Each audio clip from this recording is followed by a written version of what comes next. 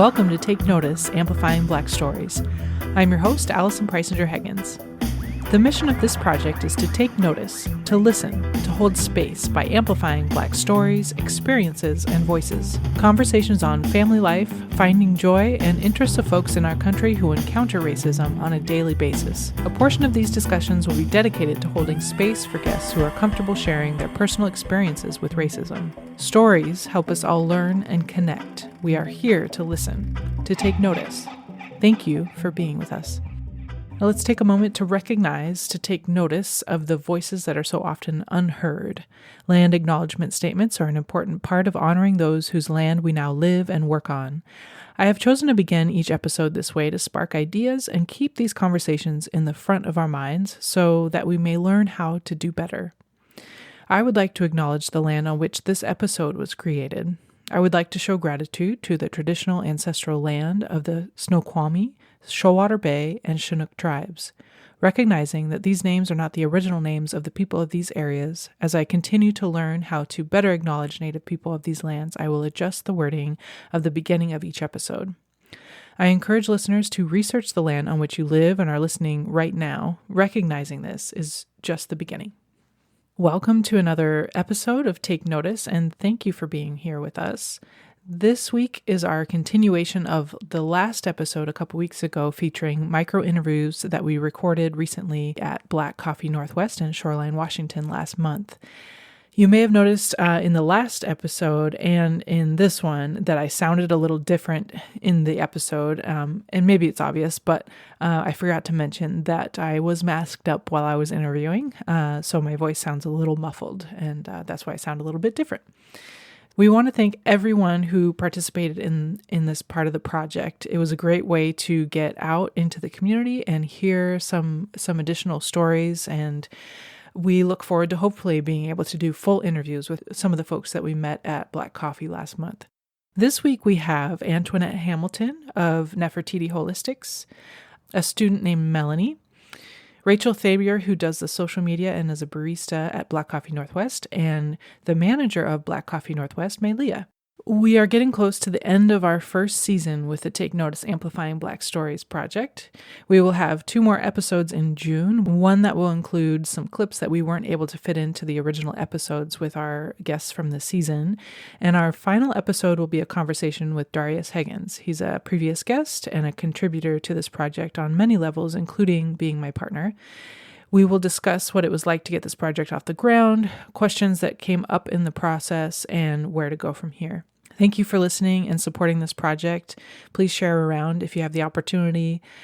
Be sure to subscribe if you haven't already, and check out our website and social media also if you have the chance. Please enjoy my conversations with Antoinette Hamilton, Melanie, Rachel Thabier, and Leah.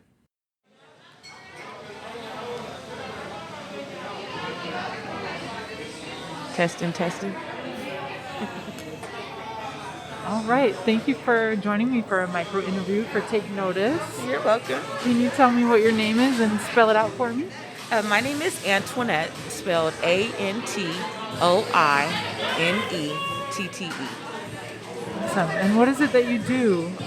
I am a student in School for Project Management and Small Business and Entrepreneurship.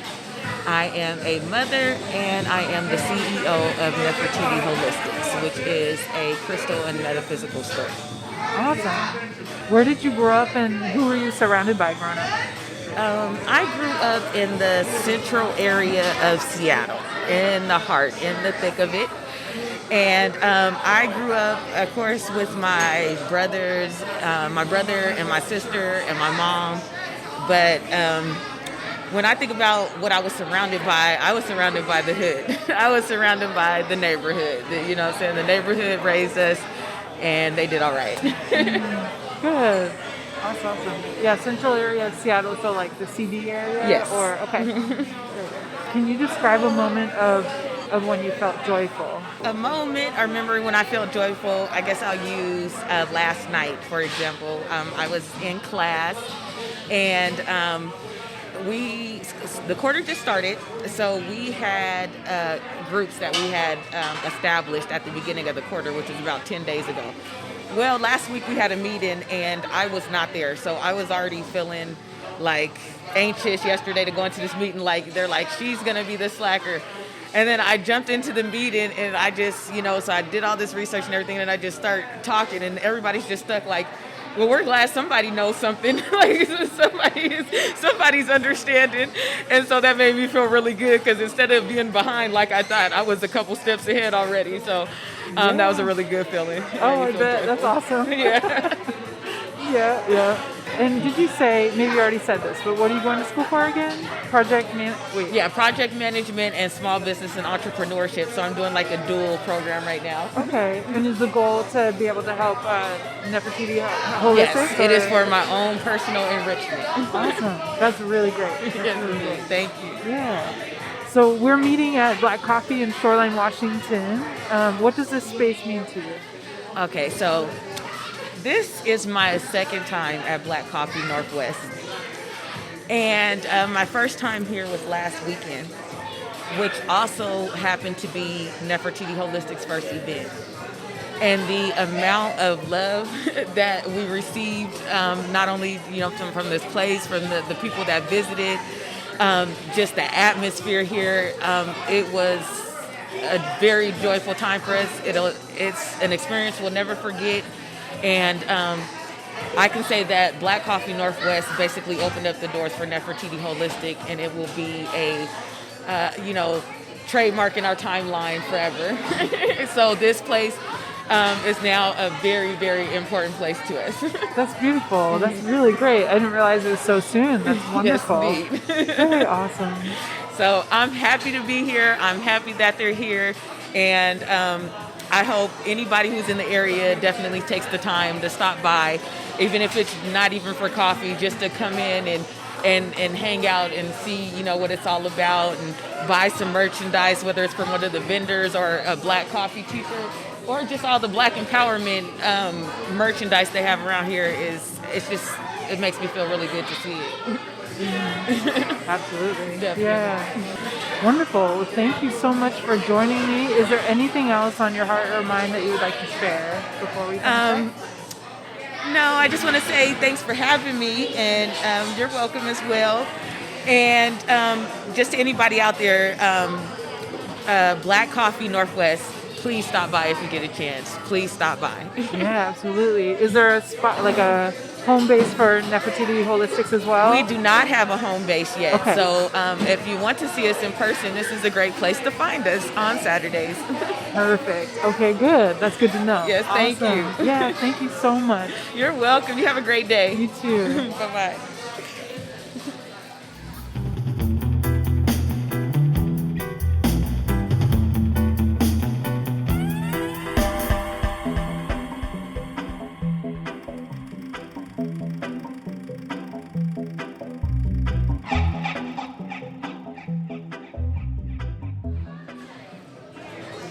All right. Thanks for joining me for a little micro interview. Can we start out with what's your name and can you spell it out for me? My name is Melanie, and how you spell it is Melanie. Awesome. Thank you. What is it that you do? Are you a student? Do you work or? I'm a student. I'm a 9th grader. Oh, nice. Great. Where do you go to school? I go to Chief Sealth International High School. Did you grow up in Seattle or completely, or just this area? Where specifically? I grew up out here, but then 5th grade year, I moved out south, and that's why I go to Chief Sealth. And who are you surrounded by growing up? My mom. Yeah. My mom and my older siblings, and my dad. Nice. How many siblings do you have? I have 3 older sisters, 1 older brother, and then I have 2 younger sisters and 1 younger brother. Oh, yeah, big family. That's awesome. Yeah. Very cool. What do your parents do? My mom works on the school bus. She's a bus monitor for special ed. And then my dad, he works in the city. He puts concretes in. Puts concrete in? Is that Yeah. Oh, nice. Very cool. Awesome. My mom drove a school bus for a while when I was about your age and younger. That's awesome. A lot of school bus drivers in my family. Very cool. So can you describe a moment or memory where you felt joyful? Yesterday, I felt joyful because I went skating with my friends and my family, and it was just kind of just this big event that was really fun. Oh, awesome. Where was that? Southgate. Oh, yeah, okay. I haven't been there, but I've heard about it. Very cool. Awesome. And they're open now. Yeah, they are. That's good. Things are opening back up so you can enjoy them again. Huh? Yeah, I'm excited. Yeah, good. That's awesome. Very cool. So we are meeting and doing these interviews at Black Coffee. What does this space mean to you? It means a lot.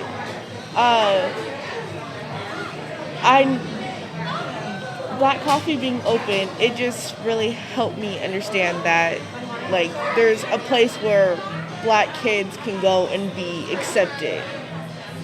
There's not a lot of places out here like that. There's not a lot of places at all where kids could just go and just have fun. And so Black Coffee being open and it being ran by mostly kids or people under the age of 18, it means a lot. Mm-hmm. It's exciting to be here every Saturday. That's awesome. Good. I'm glad.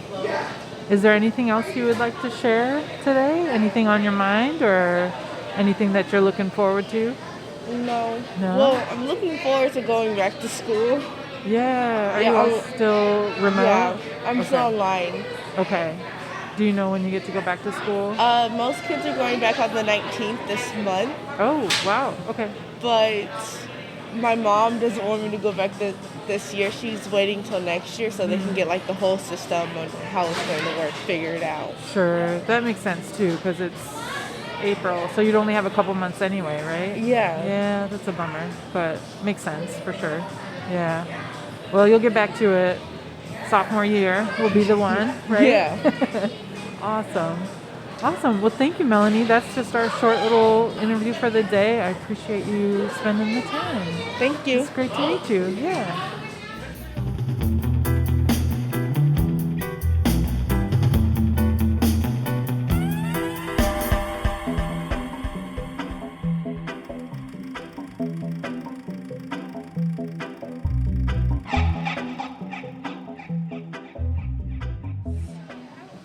Well, thanks for sitting down and joining me for a little micro interview for Take Notice between your shift up at the coffee bar there. Yeah. Thanks for having me. Yeah.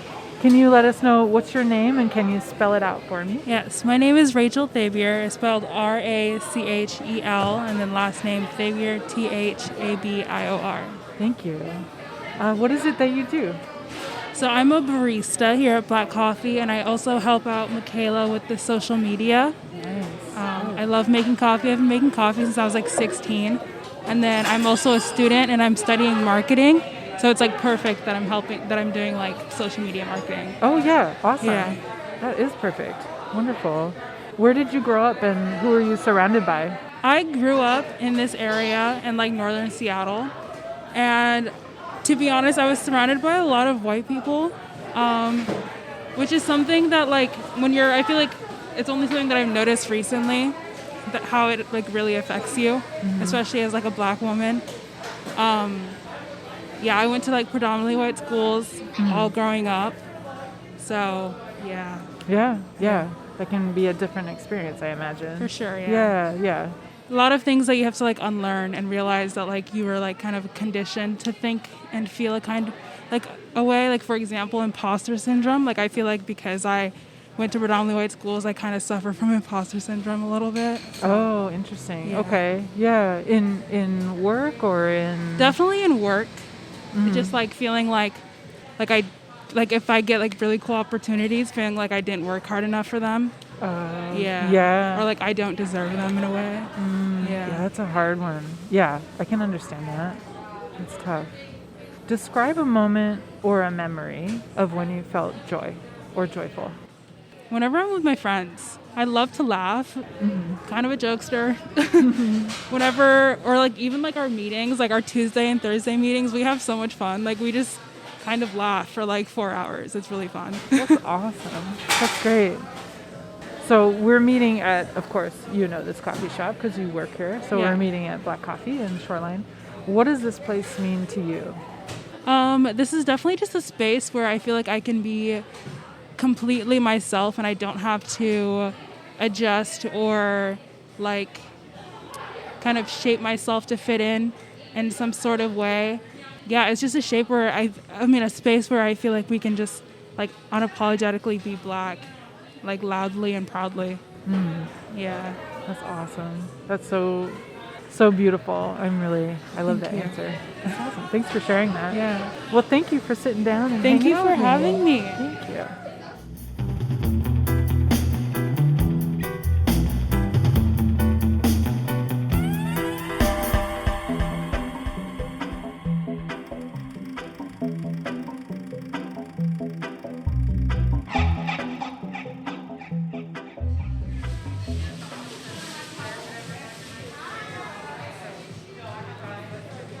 Can you tell me what's your name and can you spell it out for me? Yeah, my name is Maylia. Everyone calls me May. My full name is spelled capital M-A-E, capital L-E-A. What is it that you do? Are you a student or do you work or? I am the manager here at Black Coffee Northwest. I manage the shop, the baristas, pretty much the reason why the flow is, that's kind of me. Awesome. I'm currently not a student. I work here. I make coffee, or I'm cleaning the lobby, or building something, or I'm like behind the scenes. So I pretty much work as much as I can. Awesome. Yeah, you keep busy. There was already people waiting at the door when I got here, so Yeah. you're doing a good job. I try to keep that coming every week as much as possible. Yeah, awesome. All right, so where did you grow up and who were you surrounded by? I grew up in kind of like the south side of Washington, and I was pretty much just surrounded by my family. Like my family is pretty much based around a lot of independent women, mostly. So that's what I grew up around, is independence and knowing how to do something and doing it 100%, and just keep doing it, not until you love it, but doing it so much that you love it too much. And so that's pretty much what I did, and I never really knew what I was interested in until I started making coffee, and I was like, I can do this. And so I found my own independence by making my own money, by finding out what I like to do on my own, and then going up the scale from there, from employee to like assistant to now I'm a full course manager, and it's just me doing it. Yeah, that's awesome. And in a short amount of time, right? Oh, a very short amount of Yeah. time. Yeah, I was working at a different coffee shop for about 3 months, and that pretty much went very downhill. They're very disrespectful, terrible management. I just was like, I can't do this. And then Darnisha kind of picked me up after I fell, and I worked here for about 2 days, and she said, you're really good at your job, and we'd like to give you a promotion. Oh, wow. And she promoted me to shift lead, and then she saw that I needed to be more than that, so then she made me manager. And so that all happened in the course of 2 months. I became manager, and then now I'm going on my 10th month making coffee, so Wow. yeah, very short amount of time. That's awesome. Thank you. Congratulations. That's Thank really you so awesome. much. Very cool. Can you describe a moment or a memory when you felt joyful? Oh, there's so many nowadays, honestly. I mean, most of my time, when I was younger, I did suffer from like depression and anxiety. I mean, I still do, but it was a little more harsh back then. But as I gradually like figured out how to love myself and love what I'm doing, and realize that it's okay to stay alive, it's okay to wake up and want to be happy that I woke up. So I don't really have a memory or a moment. It's kind of like every time I wake up, I'm happy that I actually chose to wake up today. And I was telling a girl yesterday who's also struggling with depression, and she asked me, she's like, how do you stay happy all the time? I said, I decide when I want to be happy, and I decide when I want to be sad. And it's not a matter of like people telling you, why are you so sad? Just be happy. It's like, what if I don't want to be happy today? Like, what if I want to be sad? So every memory, every moment, every time I come in here, I'm happy. I get to do what I like to do. I like to talk to people I like to talk to. Like, I get to choose my family, and not a lot of people get to do that. So I got to choose mine. So whenever I'm here, that's my joyful moment, truly. That's wonderful. That's such a great answer. Thank you. It's so beautiful that you're able to be in the spot to help Yeah. other people around you. That's Yeah, I really just great. like it kills me that depression goes into like the younger people so much quicker than it used to. It used to be something that you'd have to discover, but now I have like 10-year-old, 11-year-old, 12-year-old kids coming to me and they're like, I'm depressed. I'm like, how do you know that? Like, Right. why do you know that? Yeah. You should not know what that feels like. Because I remember being young and every chance I got to be on the playground, I would go play. I wasn't worried about friends. I wasn't worried about who noticed me, what I looked like, what I dressed like. I was worried, like, I like the swings. I want to go on the swings.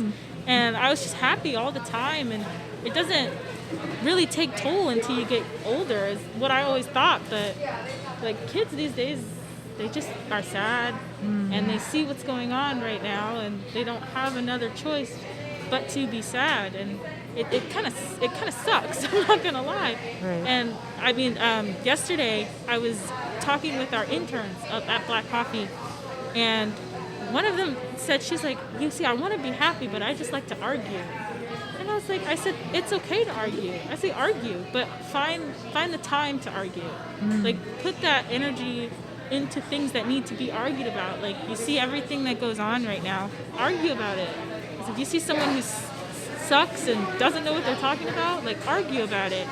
But don't argue over things that you're just going to waste your time over, because that's the core of, like, where stress comes from.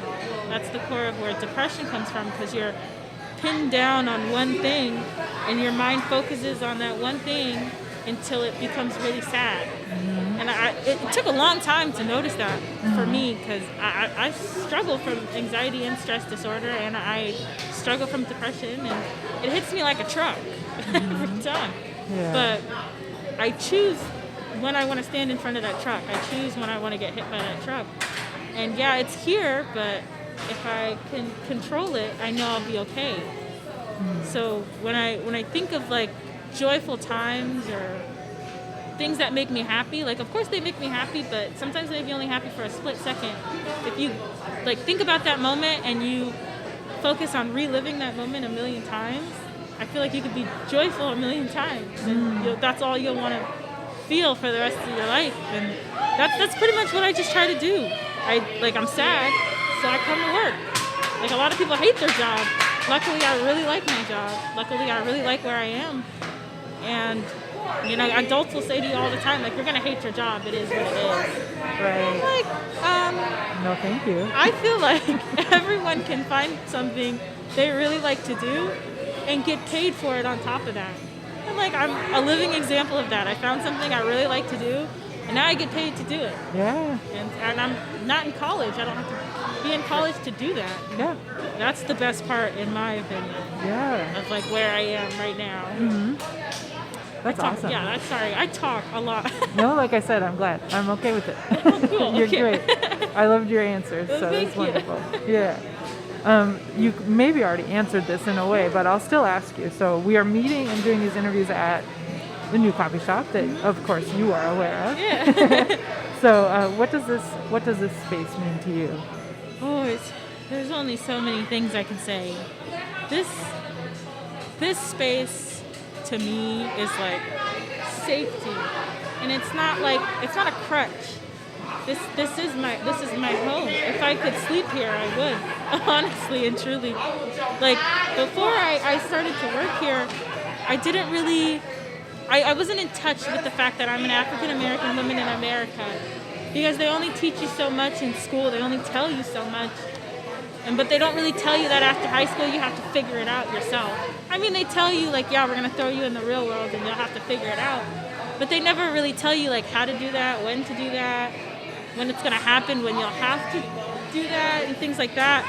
But when I came here and I saw all the things like the arson and the swastikas, I was like, this is ridiculous. Like, people actually don't like the fact that we're successful. And that's crazy, in my opinion, because, I mean, I've always been told, like, as long as people are mad at you for being happy, you're doing it right. Like if you're happy and people are mad at you for it, keep doing it. Because eventually people are just going to get tired and not want to deal with it anymore. And when I came here and I saw what was happening, I mean, at the beginning, a lot of customers came up to the window and would just say the most negative things, all because they were mad. And I'm just like, you came here for a cup of coffee. It's like you wasted the 30 minutes out of your day to come to one out of a million coffee shops in Washington just to tell me something negative. And you still paid for your coffee. So, like, I think it's ridiculous. But this is I just know, like, Darnisha has our back all the time. And that's where the safety comes from. That's where the security comes from. And even Erwin, he's, like, my favorite person on earth. I talk to him, and I know it's going to be okay. I come in here, I know it's going to be okay. I make coffee, I know it's going to be okay. And people usually like see me on bar and they're like, that doesn't make you anxious? And I'm like, it just cures my anxiety because I know what I'm doing at all times. It'd be different if I didn't know what I was doing and I was thrown in and I had to figure it out, but I know what I'm doing and that cures me every single day. And like I mentioned before, I used to work at another coffee shop and they were extremely just not really noticing that I am a black woman. I'm not just a woman. And they used the fact that I was a woman against me. And it just took a lot in me to get away from there. Because they paid money, and like I'm 17, I like money. But it wasn't worth it. It wasn't worth it at all. Like I was working a grave shift by myself in a stand no bigger than a kitchen with one machine, and it's just me, and it's from 10 p.m. to 4 a.m. on Aurora. Wow. Yeah, that's not good. Like, on Aurora. And that's just... Like, I never knew what being by myself felt like until I got that job. And it was probably the worst feeling I've ever felt in my life because I already felt alone already with what I was going through high school and middle school. I already felt like I was alone. I was by myself, and I couldn't do it. And I was tired. My feet hurt, my back hurt, and I felt like I was 50, and I should not have to feel like that when I'm young. And when I come here, my feet hurt and my back hurt, but because I was doing something productive, I was putting smiles on other people's faces, I was making connections, I was trying new things, doing something I've never done before. And I live for the customers that come up to the window and they ask for me. They ask for my name. They know who I am. They know what I look like. And I was like, I never would have thought I would have gotten here. I not without this place. I don't think I would have ever gotten to where I am today. And I just think about it, and I cry sometimes because it's good. It's a good cry. You feel okay here. When you come in here and you hear the music that you probably hear right now, and like all the people, and you see them sitting in our furniture, ordering the exact words that are on our menu, like the Africano or the Karen or a Blackachino. And like that's so cool. Like people know us, and now we have the drinks on T-shirts that people are going to be wearing forever. And you never really know how much of a difference you really make until you come in here. Like every customer means something. That's why we have regulars. Like, I mean, I don't even know how to put it into words. Sure, even though I've been talking for 5 minutes. That's awesome. It's a feeling that you really have to come in here and you have to experience. Because you step in here and it's not like outside. It's kind of like a relief type of thing. Like you've been walking for hours, but now that you're in here, you get to relax. Everyone's smiling, everyone's happy. I get to be not only my own person, but I get to be a Black African American woman working in leadership, making money with my name out there. And I want to be that type of advocate for all the young little Black women who want to do the exact same thing. I want everyone to figure out what they love to do and like do it, like pursue it, and keep doing it. Don't let anyone tell you that you're gonna hate your job. If you hate your job, why are you working there? Right. I like never understood that, and I'll preach that for the rest of my life. Like always find something you want to do, Always find people you want to be around. Always just pursue the things that are worth pursuing. Because being in your job and hating it, it's a waste of time. Mm-hmm. But like in here, I don't know, I could be here for weeks and not go home, Yeah. and I would still be okay at the end of the day.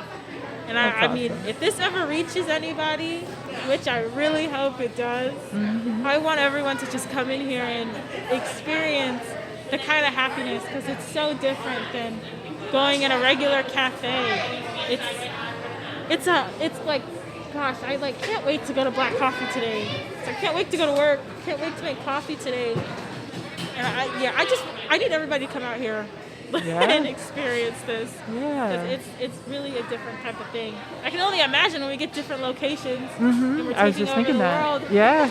Yeah. And that's It's a so beautiful thing. exciting. It's Yeah. gonna be so good. I can't wait for it. Yeah. Oh my goodness. That's so great. Wonderful. Well, I'm so happy for you and so glad that you you. found this space to be able to really sink in and use your skills and grow. And it sounds amazing. Yeah, I So just that's can't wait to wonderful. tell everybody about it. Yeah. I always tell people, like, when I struggle or when I'm going through something or when I'm crying at work, the one thing that I always just, like, try to remember is, like, this is going to make a really cool book one day. Oh, sure. It's just going to make a really great. cool book one day. That you will write. Yes. Yeah, like, even the sad times, the really, really good, happy times, like, I just think, I was like, I can't wait to write a book about this. Yeah. Like, people are going to look me up and I'm going to be on Wikipedia. Yeah, right. That's a Everyone's great gonna idea. press the biography button and see all this stuff that I went through, and the timelines, and I just, like, everyone wants people to know your name, but I just want people to know my name for the right reasons.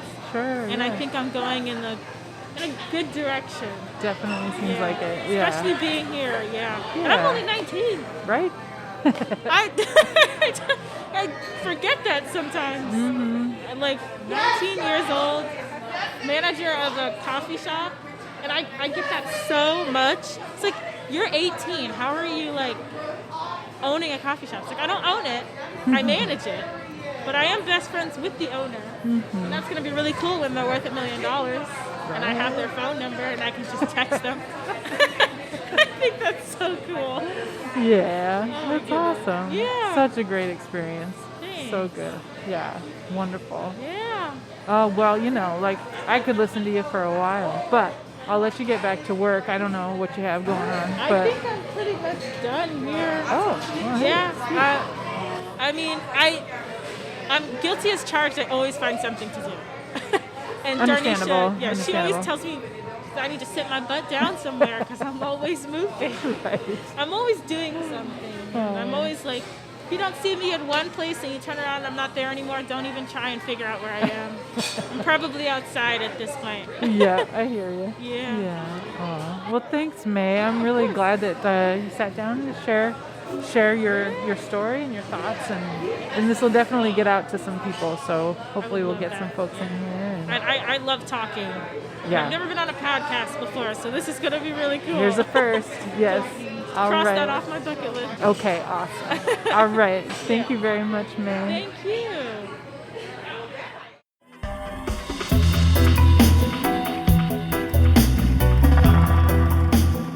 Thank you for joining us for Take Notice Amplifying Black Stories. Please subscribe and follow us on social media. We are at Take Notice Podcast. It would really help us out if you could take a couple of minutes to review our podcast. Thank you for your support. Take Notice Amplifying Black Stories is produced, hosted, and edited by Allison Preisinger-Heggins, co-produced by Amanda Ray. Music by Version Big 5 featuring Darius Heggins. Thank you for being with us, and thank you for taking notice.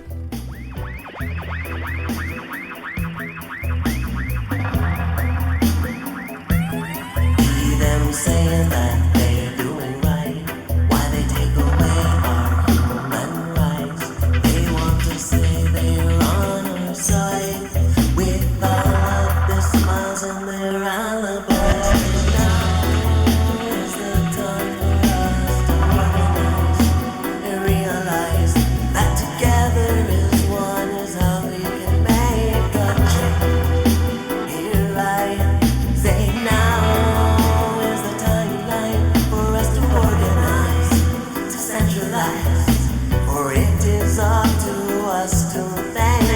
change.